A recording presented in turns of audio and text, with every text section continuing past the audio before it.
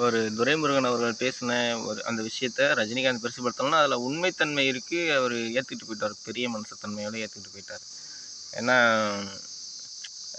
பொறக்கும்போது எல்லா பேரும் பல்லு இல்லாம தான் பொறக்குறோம். பின்னால வயசானதுக்கு அப்புறம் பல்லெல்லாம் கொட்ட தான் போகுது. ரஜினிகாந்துக்கு வந்து வயசாயிடுச்சுன்னு சொல்லி எல்லா பேரும் சினிமாவிலேருந்து ஒதுங்குங்கன்னு சொல்லி பேசிக்கிட்டு இருக்காங்க ஒரு பக்கத்து. அ இந்த மாதிரிலாம் நடந்துக்கிட்டு தான் இருக்குது. இதெல்லாம் வந்து ரொம்ப வருஷமாக ஒரு கேலி கிண்டல்கள்லாம் இன்னைக்கு நேற்று பார்த்து வரல. ரஜினிகாந்த் வந்துட்டு வேணா கருப்பாக இருக்கான் அப்படின்னு சொல்லி கிண்டல் பண்ண காலத்துல எல்லாம் அவரெல்லாம் எவ்வளோ விஷயங்களை பார்த்துட்டு வந்தவர்.